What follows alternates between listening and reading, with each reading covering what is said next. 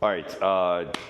The point of today's class obviously is on lighting, but the idea of running this series that we're going to keep doing is to help our members advance their creator skills so that you're creating better content and also you have full knowledge and use of the actual equipment that we provide you access to. Part of that seamless and turnkey process. That's like the whole thing. So, but we understand that there's, even with as easy and turnkey as our process is, there's a learning curve and there's certain things that we can do better as a company, and we want to learn through those processes with you as creators to try to find better and easier ways to do that. However, if you don't understand the fundamentals, you can't even get to the point of creating quality content that is worth anyone spending their time reviewing, because it kind of gets aggravating. Bad camera angles, bad lighting, all these things contribute to a bad experience for your audience. So one of the things I wanted to start out though is probably what I believe to be the most important aspect of creating content, quality content, and that's lighting. Lighting changes everything. Lighting is said to by most important individuals, whether in the videography world, whether it's in Hollywood or whatever else, and any type of video production side, will tell you for sure that lighting is everything. Lighting can change the mood, can change the tone, can change engagement, too bright, too dark, too blue, too yellow. So lighting is not about visibility, it's about creating an atmosphere. And so we want to create the proper atmosphere for the type of content you're creating. And that isn't always just bright lights. It's not always white, it's not always yellow, it's not always blue. It's, maybe it's a combination of it. And to my right here, I have an accent colored light. There's different ways you can do that. There's also things you can do to the actual lighting fixture to change the tone, the feel, the look of that lighting. So kind of a little just run through of what I intended to do today, but since we have a small group, we'll just, kind of play it as it is. All right. So starting at the top, obviously we'll go over the overview. We'll talk about some basic concepts. We'll take a little bit of a break every so often if we need it, kind of up to you. We'll move into each one of the studios. Now the idea in the Coconut Grove hub is that we wanted to test different concepts. So each one of our studios is quite unique.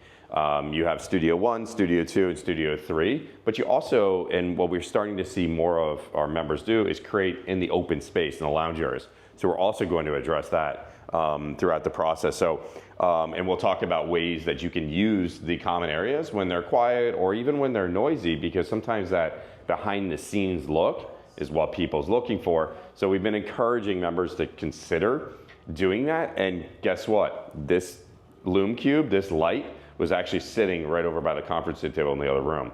And the reason why it was sat there wasn't just to be an accent light. It was actually because if people wanted to create, but they wanted better lighting, they could go grab it and move it around and they can create. Now these Lume Cubes are actually spread out throughout the entire hub and are really mobile and easy to use. That's why I really love this product. So particularly for lighting, you can immediately change the tone and look and feel and everything. You can make it feel like you're in an intimate setting, but you're actually in a very open floor plan of a conference room area. So we'll talk about those things. And then we'll get into a wrap up and Q&A. Honestly, probably don't even need it because, as we're going through this, just ask the questions. But that was the intention.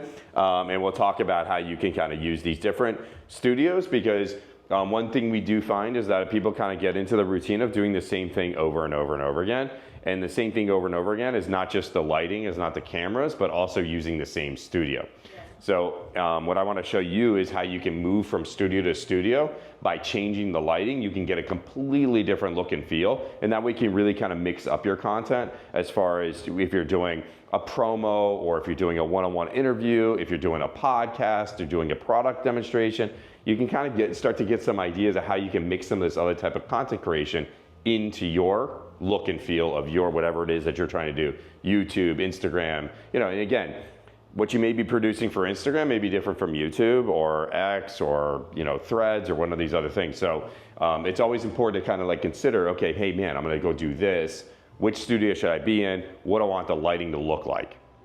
That's kind of where I think you should start your creative process when you're starting to draft your ideas and you have a concept in mind.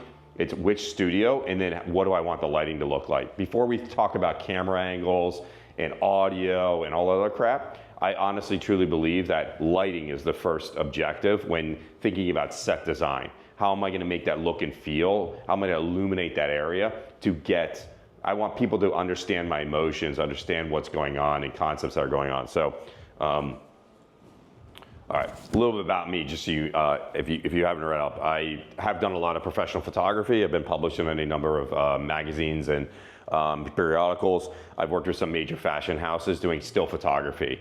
Not as much videography, but mostly still photography. But that still photography, particularly doing a lot of behind the scenes, the lighting is so challenging that we had to do things very interesting and be creative with how we did them for the particular brands that I was working for.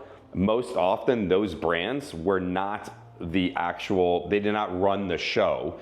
The show was being run by, let's say, a clothing line, and I was working for the cosmetic company. And so therefore I had to work within the construct that was given to us by the clothing designer and not the makeup company. So they didn't have full control of the, let's call it the set. And the set was a bit, obviously you imagine behind the scenes in a runway show, super chaotic. And you had to really act quickly, and you had to figure out ways to document the actual cosmetics and the way they were being used in a way to tell a story. And that's all we're basically doing here, right? We're storytelling and trying to drive engagement. But many of these photographs were taken in different places, but all at the same time. So also too, is like fumbling through the camera to try to get the right settings because of the lighting first, and then you sometimes the subject or whatever we're trying to get an actual picture of. But it was always the lighting that was the greatest challenge, because one second I'm shooting this direction and I have a ton of backlight. Next thing I know, I turn this way, now the backlight's behind me, and now I have a great foreground shot that I have someone very well illuminated. So like you're just moving between the two. Completely changed the look and feel of those photographs. So I was doing some portrait type shots. I was doing some, these were actually the first look is what they usually call it before they go out onto the actual runway. And so there's a lot of different things. I also did a lot of product placement, things like that. So my experience was in a chaotic environment where I had to act quickly. And in order to do that, I needed to be very knowledgeable of the lighting situation. How's it gonna make it look? Also too, behind stage, you have all kinds of different color lights. You have white light from, coming in from the fluorescent tubes because they want to make sure the colors of the clothing is properly. You have the kind of the yellow light because that's what's going to be on stage. You have sunlight coming in there. You have someone flashing, shooting other cameras. Like you have their flash you got to contend with. So a lot of going on with, and that all of that experience is what we have. And so we want to make sure that you all have access to us and our skill sets. And that's the whole point of these classes, is to bring our knowledge into the forefront. And so that you all can learn and be better creators. All right, so basic concepts. Have you ever taken a class or anything on anything like this? On lighting? And anything to do with like videography, photography? It's all been self-taught, or like someone that does it has like kind of been like, all right, here you go, here's a rundown, figure it out. Yeah. Or me bothering him like. Yeah, we like to bother Anthony. Yeah. And again, he has a lot of experience. I mean, when Anthony started out, where was he starting? He was starting out mostly in an outdoor environment or in a gym setting. And he was actually running his own camera, or he had a camera person doing it. But again, there was a particular look and feel that they're always looking for and trying to accomplish. And so the basic concepts, though, is really important that we get these key components down and understand them, because honestly from here, anything's possible. Then you really just get into experimentation, and then the energy kind of flows and the ideas flow, and you can really, step up your game, even in an outdoor environment where you have very little control, like backstage when I was dealing with the fashion companies, right? So really basic concepts, right? Your front light that's illuminating you, your face, or your subject, your product, whatever else, known as the key light.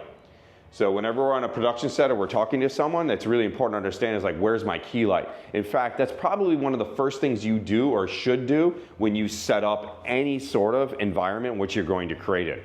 You figure out where your key light's going to be or what your key light is. That's also important. Your key light might be the sun. okay? And like, let's say the golden hour. Have you heard of the golden hour? Right, when the sun is setting and you get that nice ambers and it's like that really moody, right? So when that sun is setting, it's really important that you understand where and how much time you have for that sun to be the key light, effectively illuminating your subject matter, whatever your subject is, whether it's you or someone else, right? And then the other one is the backlighting. I kind of mentioned, backstage where I was dealing with a backlit issue.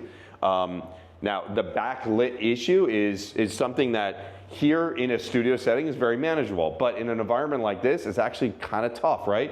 We got diffusers on the windows, we got overhead track lighting, there's many different, we got windows that wrap about 180 degrees, so there's a lot of things to consider if I were to like shoot in this environment in the lounge. I need to be looking around, understand my environment. I got shades on these windows, I have no shades on those windows, I got overhead track lighting, can I move it, can I change it? Can I create that mood, that environment, that tone that I'm looking for in my content, right? So backlighting and key lighting. Now you don't always need a backlight. Sometimes you don't want a backlight. Sometimes you want your background to be dark or your foreground to be brighter. But again, those are all considerations, but understanding the kind of the nomenclature and how to speak the language is certainly gonna help. And then over here on the side, you have what's called the fill light. Now again, it's an elective type scenario. Do you need it? Does the environment call for it? Do you want it? Are you going to benefit from adding more light? Because more light isn't always a good thing, particularly if you're doing a one-on-one podcast or interview about a tough topic. If I'm gonna be talking about something that's emotional, well then I want people to not only hear it, but I want them to feel it. Right? So sometimes we don't want to, or we want to change our fill light to be a color, i.e. So right now, where's my key light in this environment, in the lounge? Overhead. Oh, right, 'cause it's on you. Yes, okay. And in fact, that would be considered my fill light. My key light. These two would be my fill. I added an element in here in color. It's also considered a fill light, okay? The screen itself is actually backlighting me, realistically, all right? What if you don't have a backlight? Because these rooms, sometimes you're against the wall, and then the light only goes there. Well, I will show you. So we're going to, just to rewind a little bit because you just joined us, and there's only a small group here, so if you don't mind, I'll go back in a minute. So this is kind of a bit of an agenda. So we're gonna start here with the basic concepts, and we're gonna go into the rooms, and I'm gonna show you how you actually can do it. You do have every one of these elements in any one of the rooms. Not only do you have them in each of the, not the rooms, but the studios, not only do you have them in each of the studios, you also actually have it in these lounge environments. And it's one thing I wanted to point out and talk about and make you guys just start to think about it. You can see how I've used this room. Right, this lounge. There's no reason why you, as members of Nucleus, creators cannot do the same.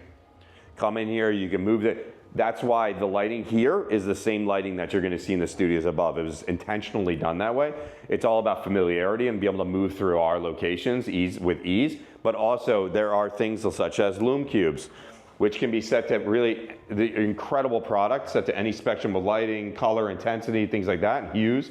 And we'll go through kind of how to use those things and how to not use them and when to use them and why you want to use them and don't want to use them. And this is actually was sitting next to the conference room table in the room next to us here. Okay, and the reason why I was there was not to be just a fill light for our events, but was actually to provide you all as members and creators access to proper lighting in the event that you wanted to create in an open environment. Because sometimes it's not always a great thing to be stuck up in a studio all the time and creating that kind of same feel and look. And maybe you just have like a quick take or whatever. But even when you're doing a quick take, it takes very little time to have proper lighting, okay? Particularly in a Nucleus hub. All right, so, and when you have access to these things as members, there's no reason not to take advantage of them. All right, so basic concepts, key light, backlight, and fill light, we get it? All right, these are your three basics. This is, no matter how many extra lights you add, you always come back to this. Now, there's other things called like hair lights and tungsten lights, and like there's all these different kinds of other type of lighting options, but these are your fundamentals. This is where you build from. Anyone that's doing a Hollywood set to a podcast in their closet, whether they want to understand it or not, are effectively trying to manage these things. And the guy in the closet probably has no idea what the names of them are and how to actually properly do it. And through experimentation, they will get to a look and feel that they think they're looking for. But the reality is that on camera's important thing, what you see in person sometimes is different than what appears on the camera. And there are so many tools and AI tools and everything else now available to US creators that you can change the look and feel of something. But if you don't have a proper foundation, it's like anything in life, in your business and everything else, guess what? The end product is a reflection of that. So if you don't start out conceptually with a solid foundation, wherever you're headed is going to be really tough to achieve whatever it is, the goals that you're looking to achieve, okay? So it's important that you understand the concepts, and that's what this is all about, is about building foundation. That's why we're doing these Creator Guide Kinetic courses, is so that you all have the foundation to be able to build upon, a strong foundation, build upon, to provide higher quality content. And it takes very little effort to get to that next level. And so we want to level you all up, and we want to make your content more impactful so you have a better experience here at Nucleus. All right? You said the fill light is not as important, or it's kind of like maybe not necessary, or? It depends on what you, well, it's not that it's not important. All of this is important because all of it needs to be considered. Because sometimes you inadvertently have a fill light. Like I would argue that right here in this setting, we inadvertently have this fill light coming in from the sun. I would much rather in this setting where I'm teaching for the background to be darker than the foreground so that you remain focused on what it is that I'm talking about. Because this is whether we want to admit, is a serious conversation. We're trying to learn something. We want to stay engaged. Okay? So I would want to bring the lights down in the back, bring up the foreground, but I will struggle in this environment, and that's why we put these shades on here. They're not solid, but they're diffusing the light. So my fill light has been diffused by using some sort of shade that looks like a softbox. We'll talk about those things. So, softens the light. There's things. It's not that it's not important. It's just not always necessary depending on what you're trying to achieve. Or whatever you're trying to achieve, you can modify that light, okay, to accomplish something. So hence the Lume Cube. Okay, we modified this light to be colored, okay, to provide some sort of accent to create a different sense or environment. And that's why I set it up over here. I grabbed it out of the conference room. I use it. I didn't realize this, yeah. But I use it. Yeah, but, yeah, go ahead. No, do not apologize. You should omit any one of those for whatever reason? It's not that you should don't think about omitting it. Think about whether or not I have it and how I'm going to control it, and then you can decide what you're going to do about it. Okay? You don't necessarily need to backlight an object. Okay? But you might have a backlight consideration because there may be something coming in through it. Do I have backlighting? Do I not? Do I want it or do I not want it? It's not whether or not I'm omitting it. I would first think of it as that I have it. And then walk back from there. Is that I would consider that all of these things are present in my environment, and now I got to figure out how I'm going to control them, whether intensify them or eliminate them. But always go in with the idea and your perspective that I have to control these three basic these components of properly lighting a subject. Understood, yeah. Okay? So it's a reverse, reverse your thought process on that. Don't walk in and say, man, I want to be centered, so I need to get rid of the backlight. I would walk in and say, do I have backlighting? Okay, now what am I going to do about it? If I don't have it, then you move on, right? So, do I have a fill light issue? No. Okay, great. Do I want now the thought is, do I want fill light? Okay, now I want to add it in. So go in with this idea that these three components all exist. And as you approach something, and then work back from there, okay? Work back from there, because making sure that you can properly identify these components. Sometimes they're intentional, and sometimes they're not, and that's the point, I guess, I want to try to make here. And I brought up an example of me shooting backstage for major fashion houses, where you would shoot one direction and then shoot the other direction, like literally 180. And when I was shooting this way, I had like a yellow, blue, weird purple fluorescent light, and then I turn this, or neon light, and then I turn this way, and suddenly that light, which was obnoxious and straining to be in my foreground, is now my backlight, okay? And then you need to make adjustments to that. So, you know, but that stuff needed to be done on the fly.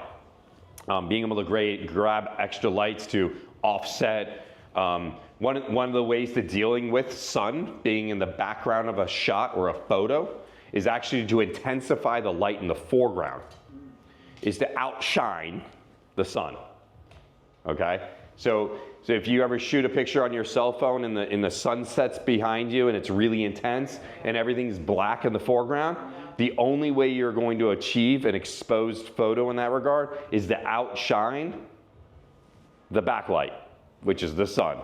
That's the only way to do it. So unless you could find a light that is brighter than the sun, then you're never going to properly expose that photograph. Now, you can play with settings and apertures and photo speeds and stuff like that to try to increase it, but you know what you sacrifice there is quality of image.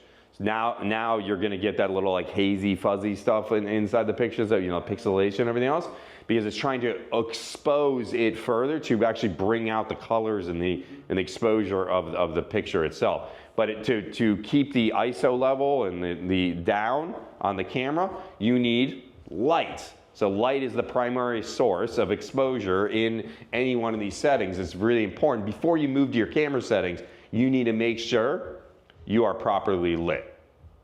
Is that the same for a camera as well as a video camera? Everything, yes. The basic functions of a video camera are very, when it comes to ISO, aperture, and those elements of it, then yes. Light is that's, your video cameras and your still photography, that's why DSLR cameras like Canons or whatever else can both do video and pictures. Because the basic components of the things in the modern age digital photography are generally the same. Some people would fight me on that issue, but when it comes down to fundamentals and exposure and light and stuff like that, yes, they're all, let me say you have the similar considerations. Now there's all kinds of things you can do. You can different lenses, different filters on those lenses. There's things that you can do to modify those things. And you ever heard of the concept of a stop? Like one stop, two stop, okay. So we're gonna have another class on all these other things on videography. But the reason why we started out with the creator guide with lighting, because to me, it's the foundation for which everything is built on when it comes to proper composition when you're doing video or still photography. Understood. Okay? So those are the basic fundamentals. Yes. Knowing how to talk is so important. You know, and don't just think, oh, where's the light at the front? Well, no. Where's my key light? Would you say that, I mean, it's kind of a dumb question, but would you say that if You're allowed to ask it. are able to master like lighting, like you said, from the foundation, that editing is easier? 100%. Okay. You will spend less time struggling through it. And honestly, it's actually a really, really important question. And I'm so glad you asked it, because it's something I talk to people all about, is that it's not just good enough to get in there and shoot. If you get in there and shoot and you create quality content, the speed of distribution, which is what we're headed towards, speeds up. It increases dramatically. You're spending less time, oh man, like just trying to figure out ways to use it, overlays, playing it. Then you're looking at all your filters. You're doing everything you can, wasting so much time. If you had a properly composed image in your video or photo, then you wouldn't have, you probably wouldn't even consider filtering it. You may just smooth it out or maybe do some additional edits to it, because you've achieved the look and feel you want without having to do it. And while you think that you may be saving time on the back end, not worrying about the lighting, all you're gonna do is what? Make up for it in the post-production. But however, remember we talked about foundations. Guess what? If you don't have a properly exposed video, you don't have proper composition in your video, now you're working with, it's like it's garbage in, garbage out, right? So whatever you're going to achieve is never going to be what you're really ultimately looking for. It may come close to it, but it's going to be digitally enhanced. It's going to have a, it's why you can tell a lot of times that these AI agents and AI, generated individuals are AI generated. They're just too perfect. They don't look real, okay? So we want to look real. We want to We want to understand the fundamentals to save ourselves time on the back end of it. Now, and the more proficient you get at this stuff, guess what? You spend less time doing it, and you spend even far less time trying to do or make more edits in the post-production. So now you're saving time on the front end and on the back end. All right. Will this be available as a PDF? Of course. And I got a quick guide that I had laminated. Yeah. Yeah, I'm gonna give you guys a quick guide when we go upstairs and kind of walk through the quick guide as we go into each studio to look at, okay, what do I consider? And you'll be picking it out on the quick guide as we go through it. So we'll give that to you digitally as well, but I wanted to at least have something physically in your hand. It's less distracting, and we can kind of go through these things and think about it. This is a very simple presentation. I didn't want to be in like a classroom setting per se. I wanted to ask questions, but I at least wanted to give us something to kind of like look at, because you really need to illustrate this stuff here, and then we'll go into the studios and we'll actually see how they get applied and how we work through that, okay? All right, so we talked about backlighting, fill light, key lighting, top lighting, okay? This is just, to me, and I would argue that top lighting something is just really just modifying our backlighting. Effectively, all they did was they took a C-stand, and they just put it over top of the subject. Why would you do that? Honestly, because you're trying to bring the emotion, right? You're trying to bring the emotion down, right? You're trying to create shadows. That may not be necessary, like maybe you're talking about deep talk. Now, what am I gonna do to my backlight? I'm gonna eliminate my backlight. I'm gonna only have my foreground light. But I would never actually probably shoot something like this, because no one will look, an individual will never, I don't care how hot you are as a model, this is never going to be a good look. Maybe if you're selling a hair product only and you're just shooting not even their face, but their features are gonna be distorted in the photo or in the video. They're gonna be really terrible. Now, the application that you typically see for this is actually what they call as a hair light. A hair light is something on a C-scan that's over top of it. Now, this is a much more advanced concept, and I don't want to spend too much time on it. But the only reason why you would do this, and I will show you how you can do this, particularly in Studio 3,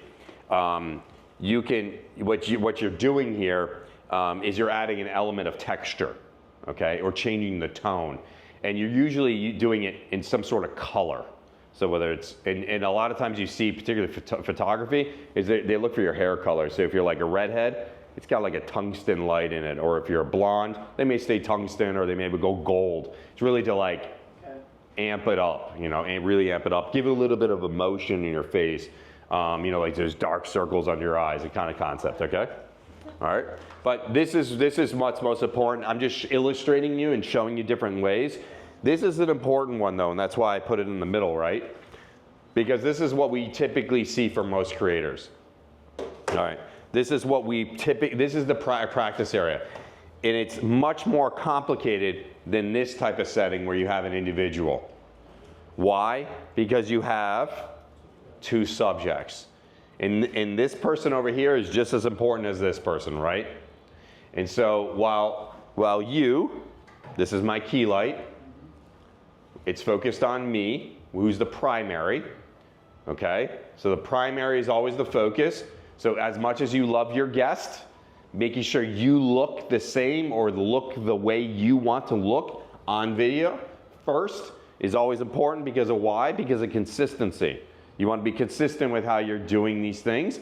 Now, whether you change the look and feel, that's one thing, but be consistent and understand the key concepts of it. So you want to make sure that you are taken care of.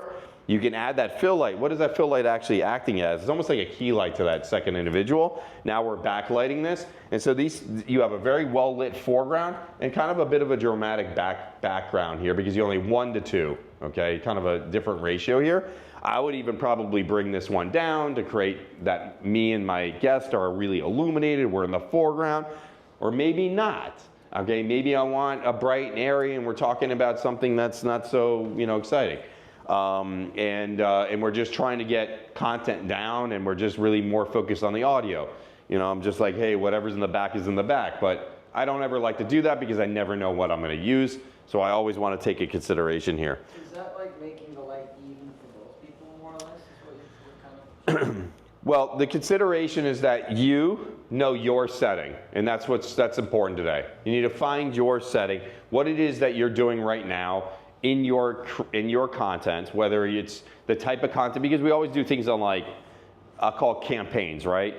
We have to start with an idea, we do 5, 6, 10, 20 episodes of one way, and then we kind of like switch it up, right?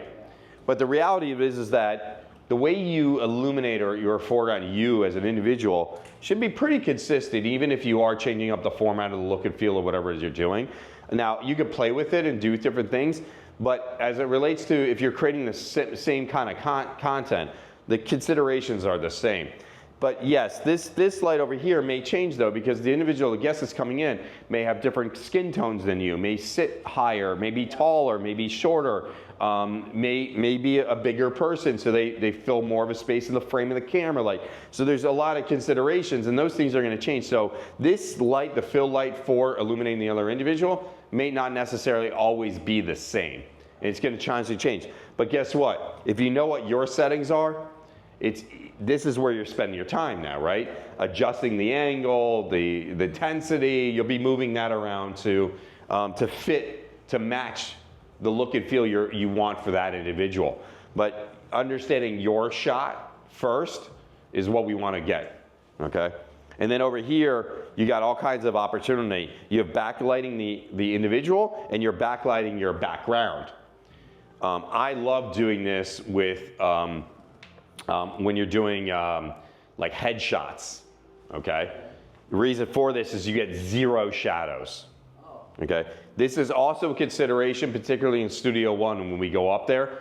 That room for some reason loves shadows, and I look at a lot of content from our members, and I see shadows everywhere, and I'm like, man, if they just turn 2 of the lights to the back and backlit and whitewash the back of the wall, the people they would sit forward in the content, appear more in the foreground, and it would be less distracting with all the shadows and stuff moving around. Shadows are cool. I love playing with shadows.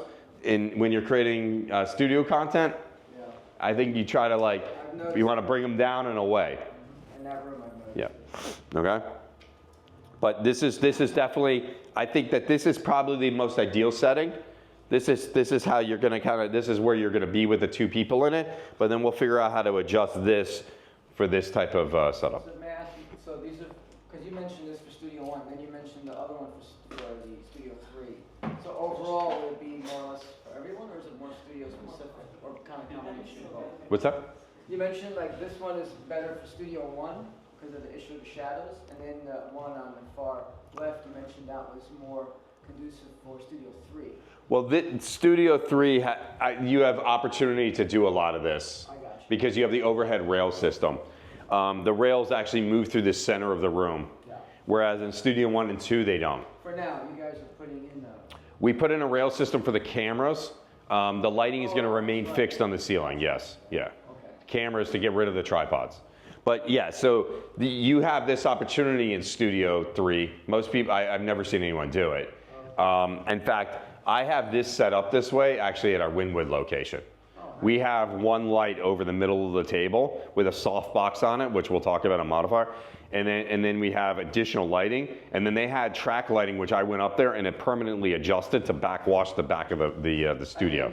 Yeah. So we actually you have this type of setting there. I find it fun. It's like, and I did that particularly by diffusing the light and everything else, because of the harsh lighting that was in there. And by putting a softer light over top, it actually blocked the harsh light from coming into the shot. Oh, wow. And also soften the light that falls on the actual members as they're creating content there. All right? Yeah, you have a lot to deal with there because it's this big open space. Huge, yes. But it's fun, and you can be creative if you understand the simple basic concepts of this. Yeah, you can do it. So when we go in the rooms, I would love that you would show us, I guess, the top light on 3. That'd be great. I'll show you. Yeah, I'll show you how you can do it. We actually have an attachment. We have an attachment for the Lume Cube. You can hang these from the rails. Oh, cool. Yeah, there's many different things you can do here. I mean, to me, this is kind of, whether this is 2 people, 3 people, 4 people, whatever it is. Whether you're in Studio 1, 2, or 3, or you're in the lounge, to me, this is what my brain is doing. This is what I'm looking at. Yeah. How's my background lit? How's my foreground lit? Where's my key light? Where's my fill light? Like I'm like, what's my angle? You know, as I was moving around the camera that's recording this session, I was looking for the right angle to get the less. It's because I felt like it was overexposed in that camera, and the reason for it is because I got a lot of light coming here. I got, you know, the sun. I got unfiltered light over there. I got the overhead. We put all these new track lighting in to match in the studio settings. I wanted to bring in an element of an accent light to kind of show you guys, how that all works. And how you can change the intensity of those things. So it's just a lot. But this is your basic your key concepts and fundamentals. This is kind of where you need to get to. That's a good visual. Yeah. Just seeing it bird's eye view makes sense. Yeah, I think this is great. I found these digital images online to incorporate into this, and I felt it was the only. I mean, there's a lot of options out there, but these were kind of the overhead of it. If you can kind of like fly in as a bird's eye view when you're creating your content and think about like where these things are going and doing. Yeah. Visualize it that way. It's just like probably one of the hardest things you do is outdoor environments to shoot. Every hour, I would actually argue every 30 minutes, the light changes. Okay? So when you went out there at 10 a.m. to go shoot and you're back out there at like 1 p.m., it's a completely different environment to shoot. You're going to be shooting in a totally different angle. A lot of people, when they do professional videography or photography, will actually they'll do a site visit a day or two early, but they'll do it at different times of day to see, okay, what's my optimal light to get the angle that I'm trying to achieve? Because I know there's one thing I cannot do is I cannot entirely block out the sun. I can diffuse it, I can reflect it, I can use it. There's many different things I can do with it. But I need to know at any one given time. Well, that basically is the same thing in a studio. It's just that you control the sun. You move it around, you can move it around, right? Okay?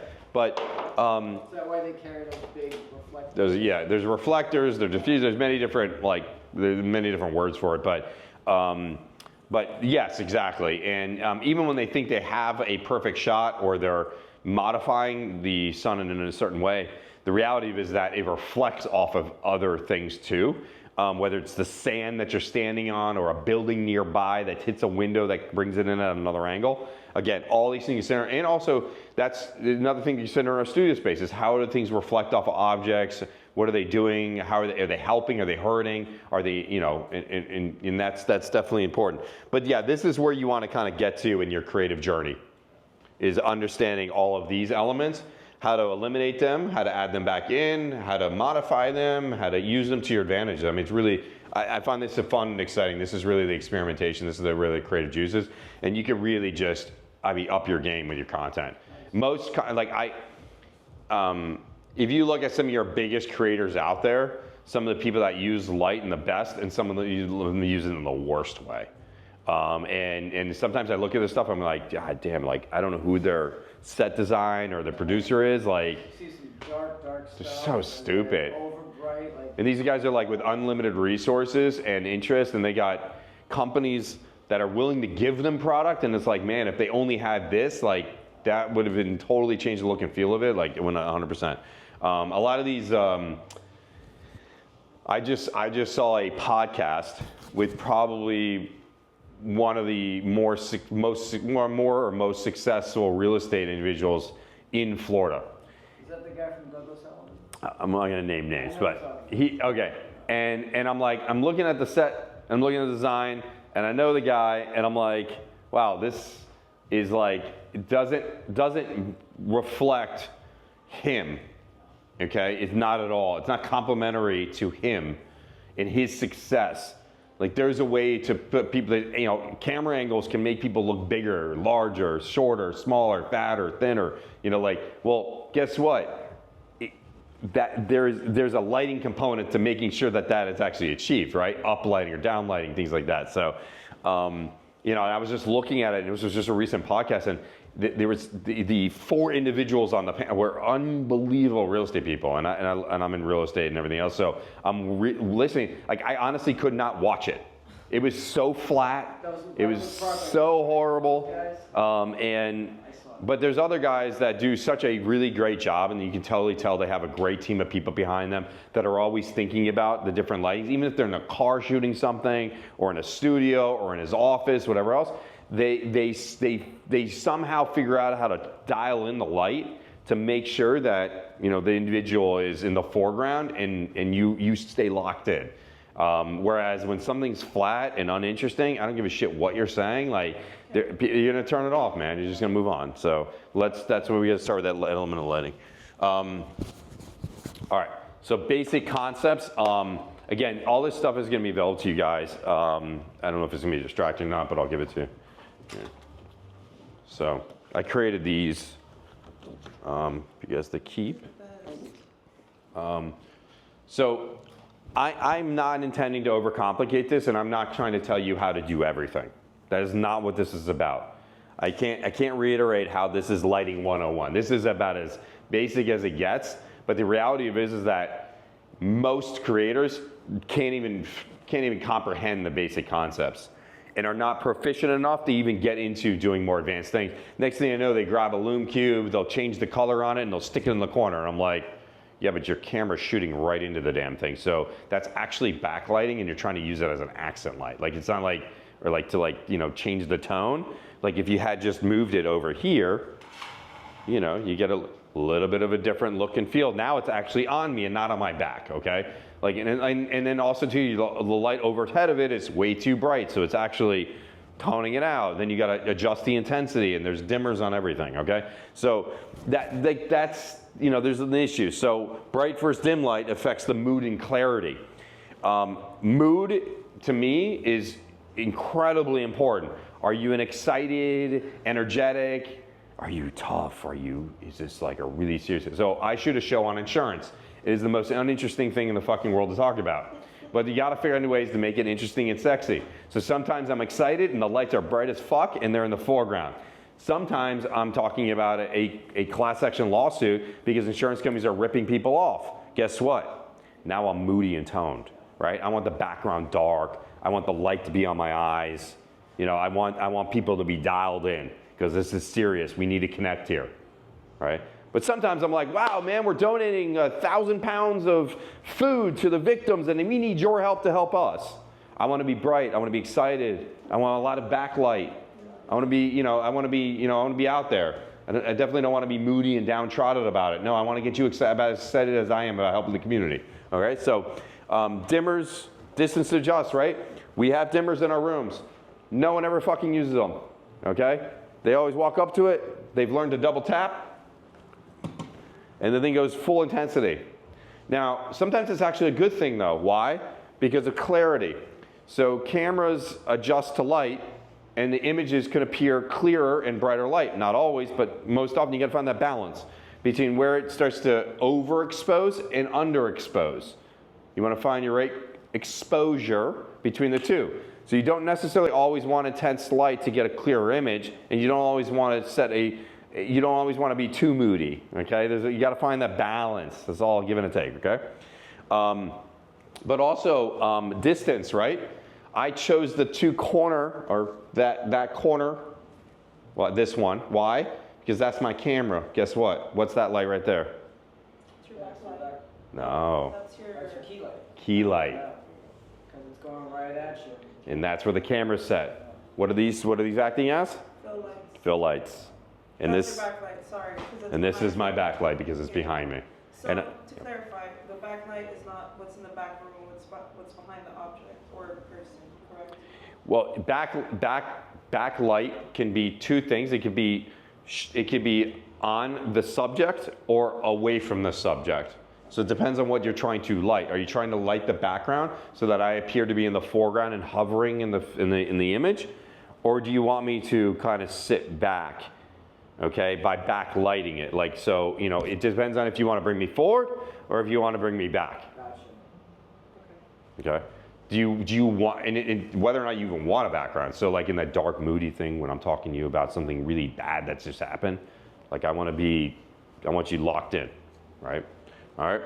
So direction, front clarity, side drama, depth and separated. Literally just illustrated this and didn't realize it was next. But so yeah, so Side drama, not necessarily. You can get drama from behind too, okay? Just like I talked about. You know, depth and separation, I just illustrated that. Am I bringing me forward versus bringing me back?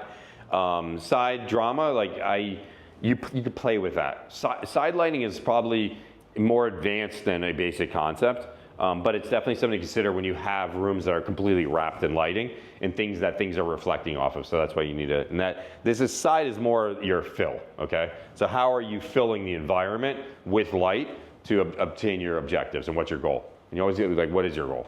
How do you, I'm sorry once again for interrupting you. You're not interrupting me at all. Interrupting, okay. Not interrupting at all. I've noticed that's the whole fucking point of this. A few of my guests wear glasses. And by the way, not only is that's the whole point of this, that's why we didn't want a lot of people here. Okay. Because I wanted to have a conversation and answer your questions and your concerns while going through this this is just simply giving us a path, and you guys decide kind of like how we get to the end, okay? So I know what my objectives are, or what I'm trying to achieve, but I want to answer your questions along the way, and we'll still get to the same end point. How do I deal with individuals that are wearing glasses or very bright jewelry, and the reflection? I've noticed that's an issue, and I don't want to tell someone how to. I don't think there's probably a way around it. I just don't know. But I've noticed in the videos where I have people wearing glasses, like the reflection is crazy, and I'm just like, oh my god. That's a couple combination of things. Okay. That's angle, that's distance, intensity. Sometimes, and remember, know your shot first so you can spend more time addressing their issues, because you don't wear glasses, but they do. It's kind of like, okay, as I'm approaching this thing, I can set my space up. I'm sitting over here. I know exactly what I want, how I want intensity. Now the other individual comes in. Now you have time. You're relaxed. You can make adjustments. Downlighting them more than foreground lighting them, but maybe adding an uplight, grabbing a Lume Cube to like kind of bounce that light off to reflect it rather than it going boom right in their face. You can achieve the same brightness, but with an indirect, a diffused option. Maybe if you do have someone with the glasses, you don't shoot in studio 1 and 2 and you only go to 3, because we do have a softbox on that LED panel and it's much more adjustable. Okay. Yeah, it's a thing. People want to wear dark glasses. I'm like, all right, whatever, that's your right. style. But then it's kind of sunglasses. Yes, really? yes, I've had. And so in that situation, you might not be able to shoot in 1 and 2, and you might have to go to 3. Okay. And that's the whole point of this, right? To like experiment, and we can grab some sunglasses and even try that, and we can find you a setup for that. And then once you have it locked in, what I love to do is like, hey, take pictures of the setup, go behind each one of the lights, take pictures of the setting on the lights, and then now you generally have a look and feel of kind of what it is. You're not going to get it exactly every single time, but the more repetitions you do, the better you're going to get at it, right? All right. Color and temperature is probably one of the number one things I see more fucked up than anything else. Okay. People absolutely screw this up. They go with the wrong color. Everyone looks like they have cancer because their skins are super yellow, or they're like a glowing alien because they're too blue. Okay. Again, finding skin tone is tough though, right? You can be pale and pasty, and you can be black as night. Okay. So, and then you got everything in between. All right. And then color on your clothing. You want to take consideration. When you're exposing a camera to colors and you have on bright colors, it totally messes with the color grading of that image. I will tell you that. It totally messes with it. So if someone comes in a bright fluorescent yellow jacket, you are in for pain and punishment, okay? And I've seen it, I'm like, oh man, they're good. Because it's just so hard to get that to look the same when it's sitting there, and a lot of times with the intense light that we try to use in an environment, it reflects.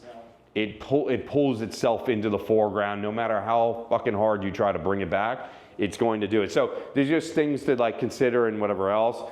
And some things you can't get perfect in the studio, but that's what post-production is for. All right, you dial it in and everything else, but what happened, what is it, to your point earlier, it takes time, okay? A lot of time. And so we try to avoid those things by doing, proper, anticipating these things. Some advanced things, and I just wanted to bring them up because you do have access to this stuff here at Nucleus. Softboxes, I mentioned those. We don't have any umbrellas really, and honestly, you're really not gonna get, that's more like still photography. But there are ways to use umbrellas in videography. Diffusion, that definitely, you've heard me say that a number of times. Gels to reduce harsh shadows, like, you know, you can play with certain these digital LED panels kind of, in a way, replaced a lot of gels, okay? I don't know if you know what a gel is. A gel is basically a filter that goes on the front of a light. It's usually like a color. You'll see it if you go to like a play, if you go to like the Adrian Arch Center or somewhere like that. If you look up at a lot of the lights up there, they'll have a gel on them. They're now, sometimes they're automated. They change from blue to orange and things like that. That all does help, because when you mix colors, you can eliminate colors. I can make your black shirt look red by simply changing the lighting and putting gels and stuff. Like, so in vice versa, ever seen the blue dress versus black dress, the whole like concept? Like that's like, you know, your eyes play tricks, and lights is very, very interesting. But it all goes back to this, which is Kelvin based. Everyone know what, you know what the K is? Yeah. Kelvin, okay? This is the spectrum of lighting, waves of lighting. The tighter the wave, the different the color, the wider the ups and downs of the waves of light, you get a different result. So, you know, these are kind of some general concepts here, and they're on the sheet there, the quick guide. Cozy and emotional, go warm, go to 3200. You know what warm means? Yellow, okay? So you want it yellow-orange, go all the way down, okay? And that's your warm lighting. You know, push it all the way up, make it more intense, if you will. You're getting cool, that's crisp, clean. Kind of think of it as the sun, okay? In the afternoon, what do we got? Full light, it's bright as shit. That's more your 5600, okay? Cool. Sun sets, golden hour, don't ever forget that word. When you think golden hour, you're thinking warm. You're thinking that spectrum. That's an important principle and concept. When you go up there and you turn, you go, man, wait, hold on, which way should I go? Just think, golden hour, warm, going to 3200. If I go up and I go towards this, afternoon, it's bright, it's airy, it's nice. And again, different reasons for different tones based on tone skin, and then also too, because we have multiple different lights, and as well as the Lume Cubes, we have 2 of them in Studio 3.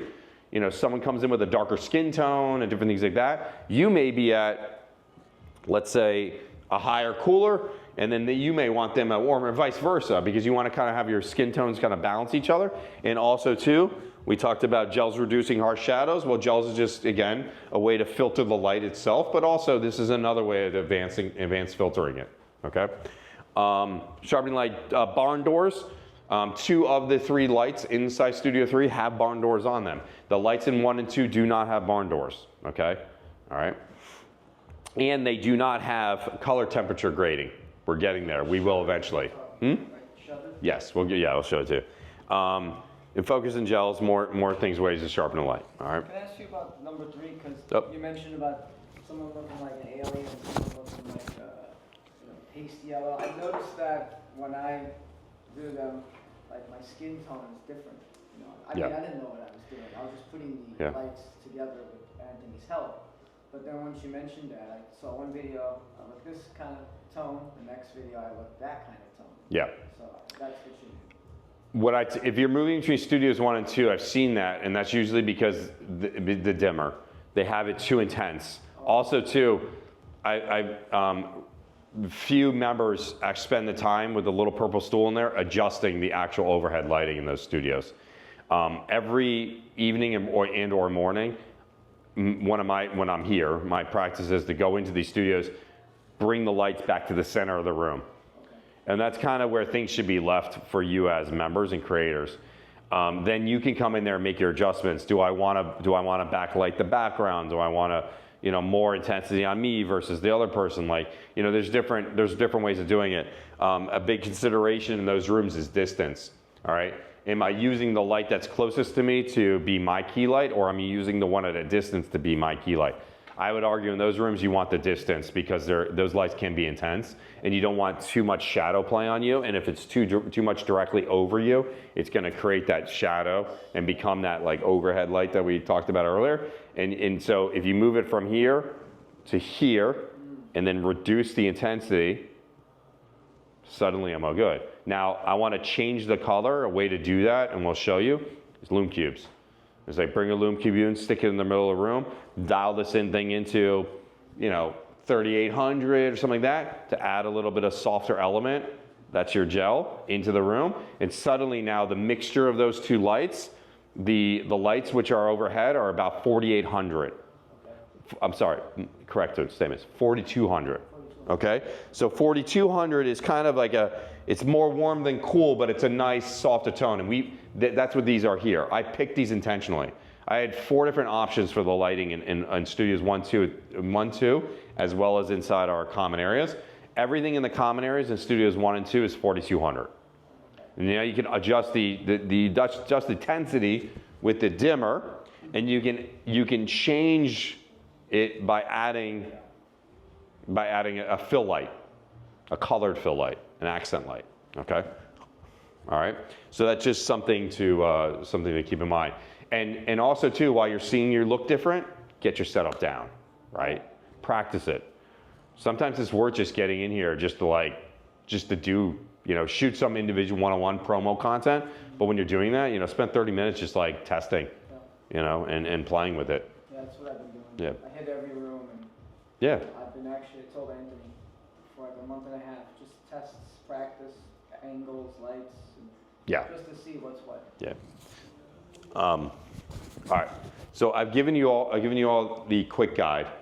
It's something that you can keep, something that you can use as a reference point. But more importantly, what I would actually do is take that quick guide and create your own.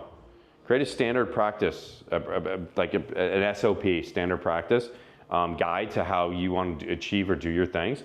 And by giving you the quick guide, you can kind of see how I set it up. And you can then create and adjust this throughout. We'll provide it to you also in a digital format, but I wanted you guys to have something to walk with you as we walk through it, and I'll start asking you certain questions and look for it so you understand how to kind of use the quick reference guide to your advantage as you go from Studio 1, 2, and 3, but also, concepts to, keep in mind, things that come to mind, and we kind of categorically put them here so that again, so you can kind of look at this stuff, temperatures, this isn't a concept that you're going to get overnight. The idea that 3200 is warm and 5600 is crisp and clean, like it's just you got it. But you'll start to think that, and also too, if you move into other environments where you're going to host an event and you ask the people that are at the venue that you're in, and you're going to be creating content, whether maybe you're the person standing up in front teaching, something to ask the actual owner operator or the production team is,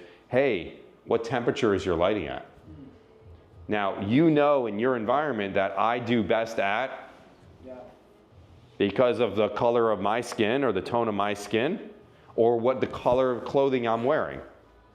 Okay, and you start to add those elements together, and guess what? You'll be able to create content anywhere, whether it's outside in an nearly uncontrollable environment, but you'll know which time of the day to pick. And by the way, there's all kinds of quick guides out there about the color of sunlight.